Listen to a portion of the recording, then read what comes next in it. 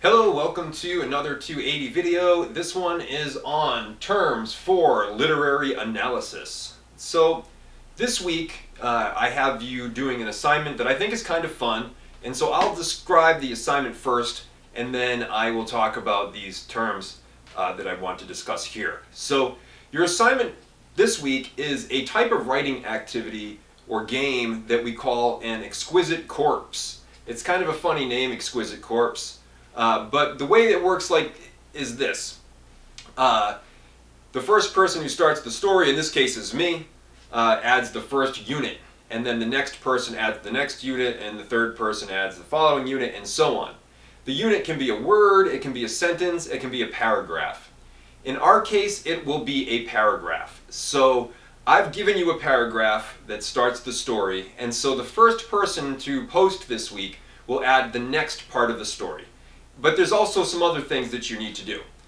You need to identify one literary term used in the previous post, and you need to use one literary term in your post. You need to do it deliberately. And then the next person will identify one of the terms that you used in your post. It may or may not be the one you thought you were using, but that's okay. They need to identify a literary term that was used in your post, and then they need to add another paragraph to the story while also using one of the literary terms themselves. The third person will follow this format. They'll identify a term. In the previous post, they will write a post themselves using one of the literary term concepts. And by the time that you're all done, we'll have one big, long, wacky story that we all contributed one paragraph to. Will it work perfectly as a story? No. Will it be fun and amusing, and will people include things that we never would have thought of? Will it take twists and turns that I never imagined when I wrote the prompt? Yes, it's a fun thing to do. So if you are looking to do this kind of activity again, or you wanted to find examples, you can look it up online. It's an exquisite corpse. The terms that I have connected to D2L, all the literary terms and resources like the handbook that I've connected to the library, from the library I should say, those terms, there's a lot of them. And so what I wanted to do in this video was kind of focus on the terms that I think are most essential. And knowing these terms is important because it doesn't matter what field you work in, whether it's medicine or music, or whether it's sports or automotive repair, whatever field that you work in has a unique set of vocabulary. It has its own lexicon. And for people to fully understand and participate in the discussions in that field, they need to know the vocabulary. And literary analysis is no different. And when you are reading essays, when you have to do research later in the course and you're reading scholarly essays from the library databases and from journals, you're going to encounter terms, literary terms, that are used in those articles. So there's a lot of them, like I said, and I wanted to kind of highlight the most common and most important ones. I don't even remember every little literary term for all the different types of poetic meter. There are people who know all of them. You really just need to know the most common ones, the most important ones, and then if you're analyzing a poem and you want to get into it in more detail, you can use the resources that I looked up to get into some of the more unique or specific ones. So let's just get started here and talk about the terms that I want to highlight. We're going to start with theme. I start with theme because this is true for poetry, prose, or drama, or if you're analyzing a film or a game or a work of art. The theme is still the primary thing that you are going to be discussing in your analysis. The theme is the bigger idea that the text is trying to convey. If you ask someone, oh, what was that story about? They might tell you, oh, it's about these events. So when we talk about events, and I'm going to put it over here in a little box because we're not going to think about it that much, we're talking about the plot. So if somebody said, oh, what's The Hobbit about? You would say, oh, this guy who's a hobbit named Bilbo Baggins is just relaxing in his hobbit hole in the Shire, smoking his pipe. Gandalf shows up and says, hey, we need your help rescuing this ring or getting something back, going on this quest. And Bilbo's like, why me? And Gandalf says, well, I need you. And then, Bilbo gets with a bunch of dwarves. They all travel together in a group with Gandalf through a scary forest full of spiders and eventually confront a dragon. That is the plot of The Hobbit. If in this course I ask, what is The Hobbit about? What is the story about? You would want to comment with the theme, not the plot. And so in that case you might say something like, well, I think the theme of The Hobbit is that even ordinary people can become heroes under the right circumstances. Courage isn't something that is necessarily in us all the time. It's something that comes out when we're under stress. That could be a theme of The Hobbit. Another theme of The Hobbit might be, no matter how safe and insulated we feel in our community, we are still connected to the larger world. That's something that Bilbo learns in that story. So the theme is the larger idea. And so I've talked a lot about Bilbo in my discussion of the theme of The Hobbit, and of course he is the main character of the story. He is the protagonist. And so a character is anyone who performs an action in the story, and the main character is the protagonist. So a good way to understand what the theme is to ask, well, what does this protagonist learn? What did they go through? What is this character's experience supposed to tell me about the story? Now, if you're thinking about a poem instead of a story, you're going to look at the speaker. The speaker is the narrator of the poem. The speaker is not always the same as the poet.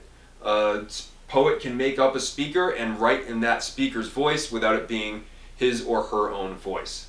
But when you think about a character in a story, you think about a speaker in a poem. It's a little different, because poems don't necessarily tell a story. They don't necessarily have to have character, which is why I've included figurative language next. Poetry generally relies on figurative language to convey the theme. That's things like metaphors and symbols and imagery.